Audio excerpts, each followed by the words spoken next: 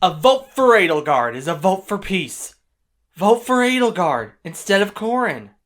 Are you still voting for her to be the most hated lord? Why, yes I am.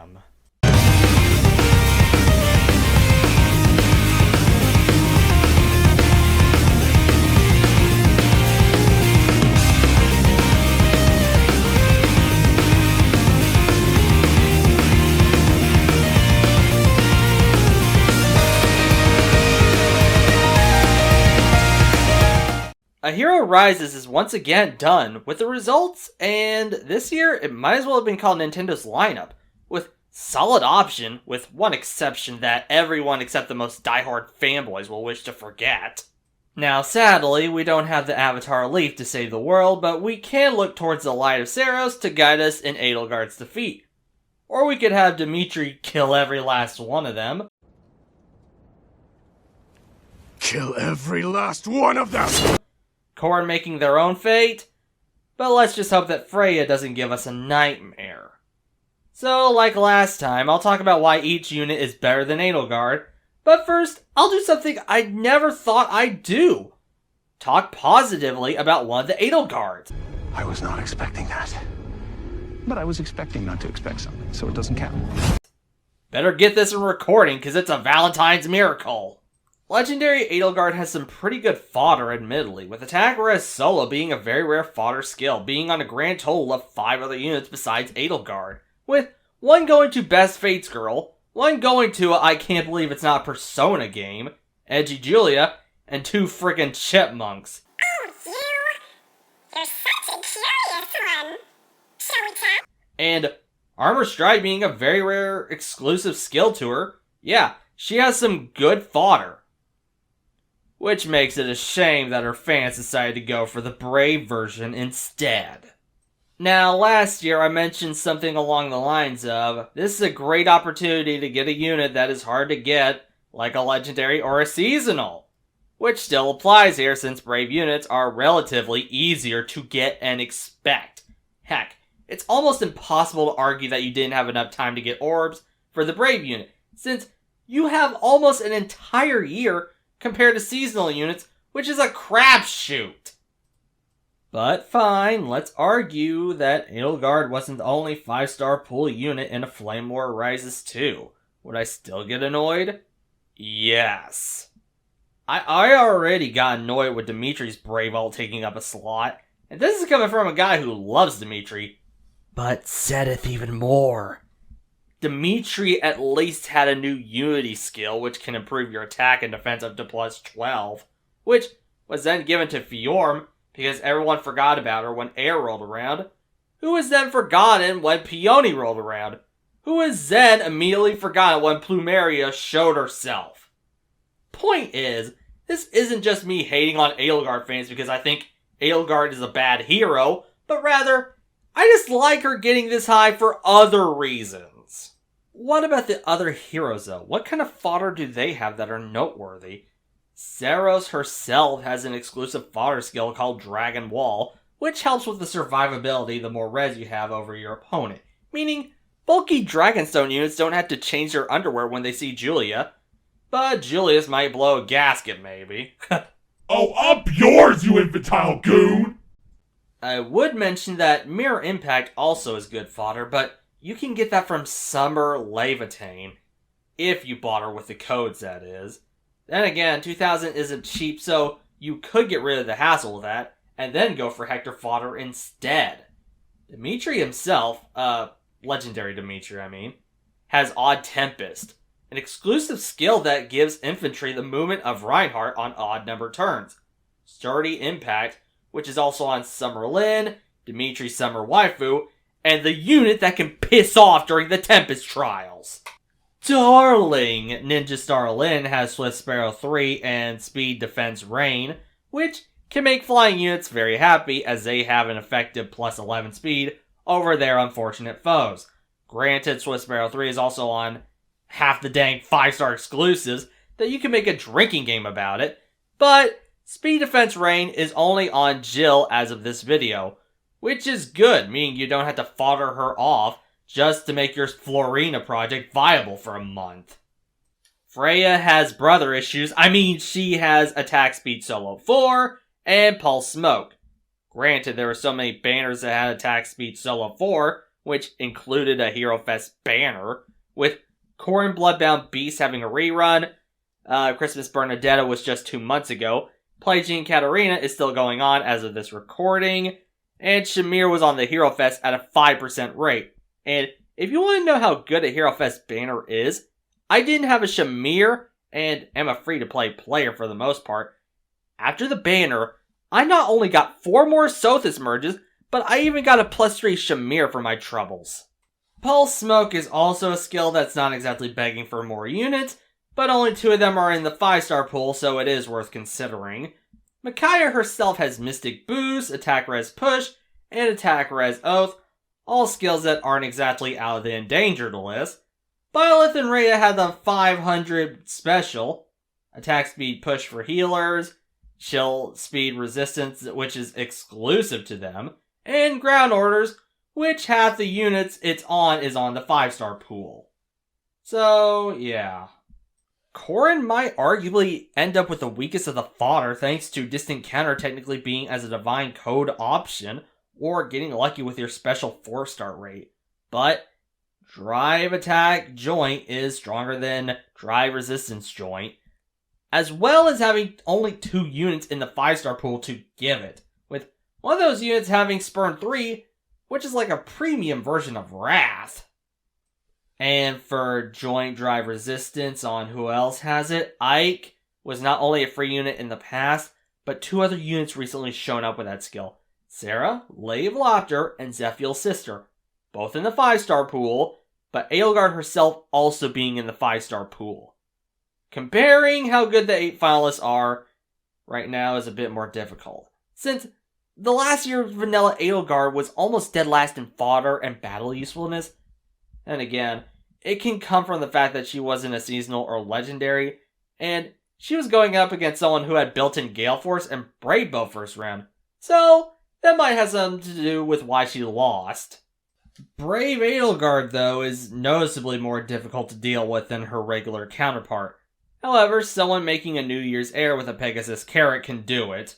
That, and she's messed up with the razzle-dazzle, wrathful, pathful, staffy laffy time. Never call Pain Plus that ever again. But the other units are noticeable in them being just as powerful. Lyn and Byleth can nuke someone from orbit.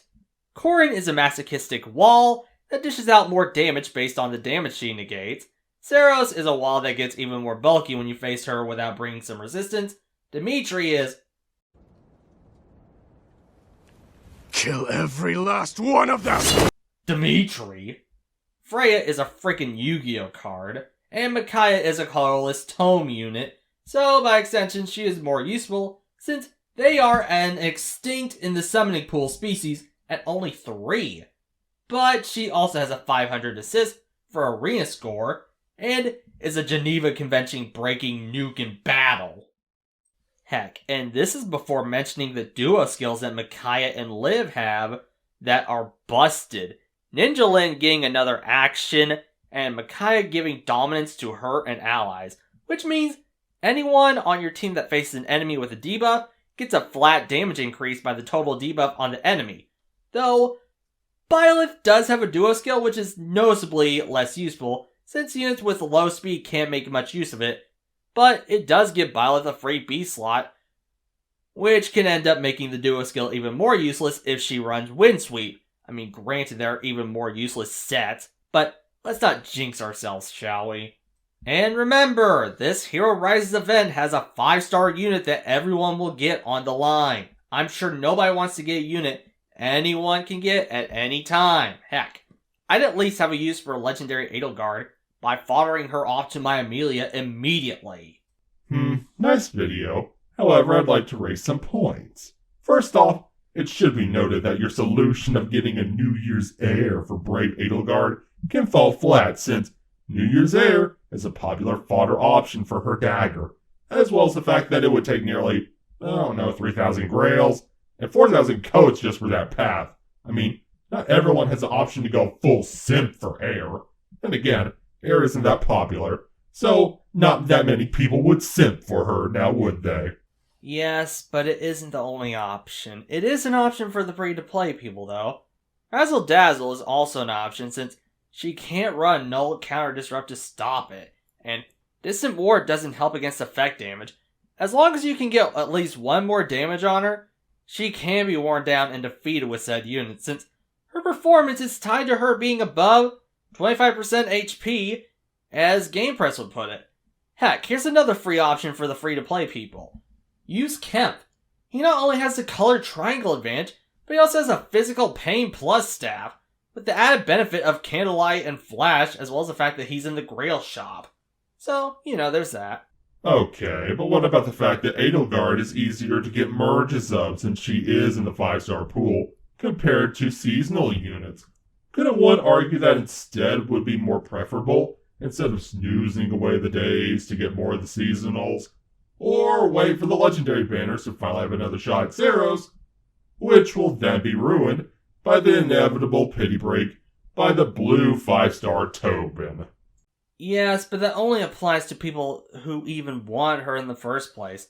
And remember, if they don't want her, the unit has to have some good fodder to fall back on, which, while Brave Edelgard has much better fodder than Attack Defense Solo and Rouse Attack Defense, Distant Ward is already on the units that would love it, and Joint Drive Resistance is inferior to Joint Drive Attack due to Attack being more useful than Resistance, since Attack you'll need no matter what, while Resistance would be useless against a team of physical units. Okay, what about the fact that Distant Ward has an added benefit of bonus stats, while also counterattacking mages compared to Distant Counter? Surely Corrin must have the weakest fodder as a result of that. While they can counterattack mages, they lost the ability to counterattack daggers and bows as a result. And staff units like to run both Wrathful and Dazzling, so they for the most part can't be countered unless someone has Null See Disrupt, which is only on 3 units, one of them being a seasonal unit. Distant Counter allows for counterattacks towards everyone for the most part, since it can still be stopped by the Easy Bake staff unit squad. Okay, what about this being a popularity contest of a sort? Couldn't one argue that these type of contests are just popularity contests, and as a result, all this whining is as pointless as Katria trying to flirt with Marth? Fair point, but these are about the units themselves, not about the characters themselves, since Altina wasn't exactly the most popular in Choose Your Legends last year, and Saros, while popular, isn't as popular as Edelgard. Heck, I could even argue that makes my criticisms I have with the results even more valid as a result, since any unit that doesn't deserve its placement would just be painful to get as a result. As painful as getting a $25 Magic the Gathering card that goes down in price $10 the next week, but of course I'm not mad about that at all! Okay, fine, you cry about trading card games, but what about the units that deserve to get into the top 4 in the interactive election? Which 4 are you hoping for? Well, outside of Priscilla, and, Ferdinand. The voting gauntlet? I'm hoping for Byleth, Saros, Freya, and Corrin or Micaiah. Color sharing is an atrocious thing to deal with, since you have to deal with the crapshoot of getting the 3%, only to have to deal with a coin flip on getting the unit you want in the first place. Granted, you at least have the 4 special rate to fall back on, but it doesn't make it any less annoying to think that you got what you wanted, only to see a giant middle finger of a summon. Okay, let's say that Edelgard does end up winning. She still has good fodder, so why not be grateful? Where's complaining what you do best? True. I mean to the fodder bit, not the complaining part. Now that's debatable. But it's more the principle of someone that could have had prime rib, or bison meat burgers, or teriyaki beef, and instead getting McDonald's from down the street instead. And sometimes the fodder you do get doesn't help the units you want to build. It makes no sense to put Swift Sparrow on a unit you want a distant counter on, or to put Distant Ward on a unit that's lighter than Pichu. Shouldn't you still be happy if one of your favorites gets in the top 4? It just sounds like you're being a whiny little crybaby. While they can still be on a banner, you're still gonna have to deal with the overcoming shared colors of 2 of the finalists match colors, pity breaks, and at worst not getting a 5-star at all. So what's the main takeaway from this video? Get prepared for Assault Fest no matter who wins.